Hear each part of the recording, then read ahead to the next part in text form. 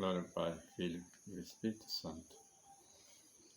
Senhor, purifica o meu coração e os lábios, para que eu anuncie dignamente a vossa santa palavra.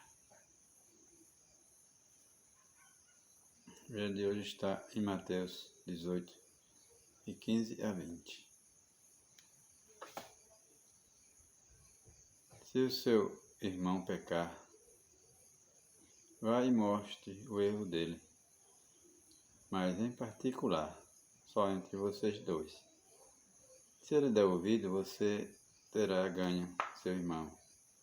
Se ele não lhe der ouvido, tome com você mais uma ou duas pessoas, para que toda a questão seja decidida sob a palavra de 2 ou 3 testemunhas.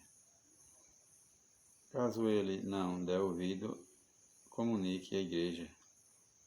Se nem mesmo a igreja ele der ouvido, seja tratado como fosse um pagão ou um cobrador de imposto. Eu lhe garanto, tudo o que você ligares na terra será ligado no céu, e tudo o que você desligares na terra será desligado no céu. Eu lhe digo ainda mais, se dois de vocês na terra estiverem de acordo sobre qualquer coisa que queira pedir, isso lhe será concedido por meu Pai que está no céu. Pois onde 2 ou 3 estiverem reunidos em meu nome, eu estou aí no meio deles. Palavra da salvação. Glória a vós, Senhor. Meus irmãos e irmãs, Jesus está aqui fazendo um questionamento sobre as pessoas. Falando sobre pessoas que pecam, né? Pessoas que pecam, todos nós somos pecadores. Então Jesus está nos orientando aqui a todos aqueles que estiverem diante de uma pessoa, que essa pessoa comete um erro. Qual é o dever de um cristão, um católico batizado, que é até missionário, batizado, tudo? É corrigir aquele irmão que cometeu aquele erro, para ele não permanecer no erro. Quando a pessoa que ouviu o outro pecar, viu tudo e não o corrige, ele comete o pecado da omissão. Hoje, infelizmente, exige uma desgraça terrível dentro da igreja. Se chama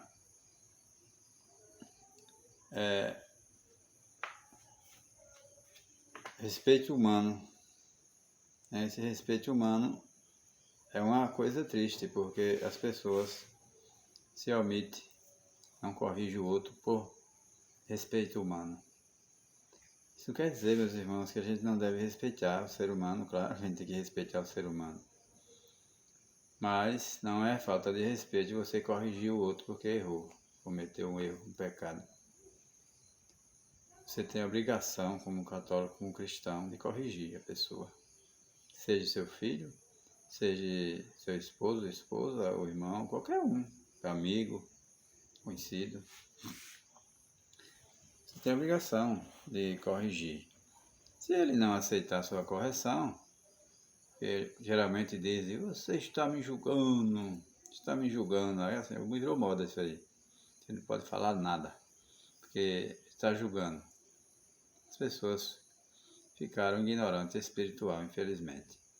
Mas mesmo assim, nós como cristãos batizados, cristãos de verdade, nós não somos falsos, nós temos o dever e tem que ter coragem para corrigir essas pessoas que vivem no erro, achando que está tudo certo, tem que ser assim mesmo.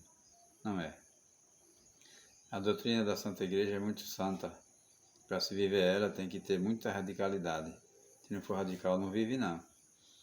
esses cristãos frouxos que não tem coragem de falar nada, não tem coragem de agir, não tem coragem de nada, é tudo por causa do respeito humano. Porque, pelo amor de Deus, a gente tem que ter prudência, tem que saber discernir o que é certo e o que é errado. Não é falta de respeito você corrigir uma pessoa que está no erro. Falta de respeito é você deixar sem corrigir, deixar a pessoa morrer. Morrer por falta de conhecimento. Jesus disse: conhecerei a verdade, e a verdade se libertará. Em certa ocasião eu estava num velório e falando sobre a ressurreição. E a dona da casa, a pessoa veio falar comigo: ai, a fulana de tal me falou que as pessoas vão reencarnar. Isso é verdade, as pessoas vão reencarnar. Digo: epa, não estou falando aqui de reencarnação não, estou falando de ressurreição. Jesus não reencarnou não, ele ressuscitou. Jesus nos ensina a nós pregar a ressurreição. E eu vejo que tem gente que não gosta que a gente fale isso. Ah, porque o ente querido dela está morto lá. E se ela morrer também nessa situação, sem ser corrigida? Não dá, ela tem que ser evangelizada.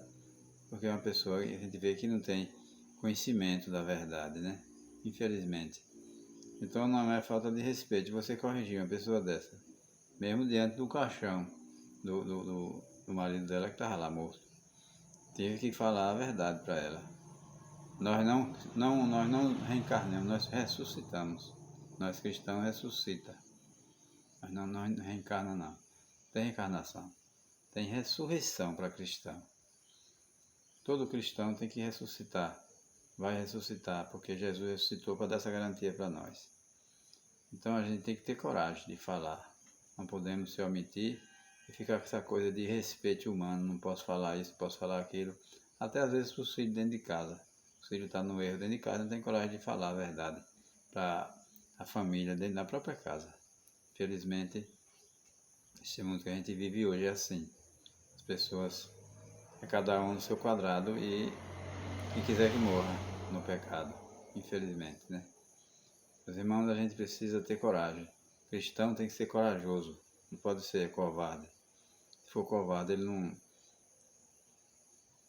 vai para frente não. Deus não gosta de covardia, gosta de valentia no bom sentido. Você ter coragem de falar a verdade, que nem de São Paulo. Só entra no reino de Deus os violentos. O violento que ele fala não é praticar violência um irmão com o outro, não. É ser valente na pregação da palavra, não ter medo de falar. Falar com violência no bom sentido. Com coragem. E não ter medo daqueles que dizem: ah, está me julgando. Ah, porque falta de respeito humano e não sei o quê. Que respeito humano? Você falar a verdade para o seu irmão não é falta de respeito humano, não. É o contrário, você está salvando a alma dele, a vida dele.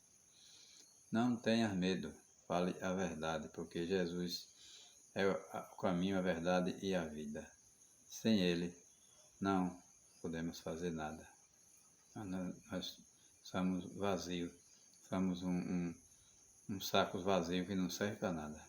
Então, vamos correr atrás de Jesus e da sua santa doutrina, sem sair para um lado nem para outro. Que a gente vai ter êxito, vai ter alegria no final. Que Deus abençoe. Louvado seja nosso Senhor Jesus Cristo.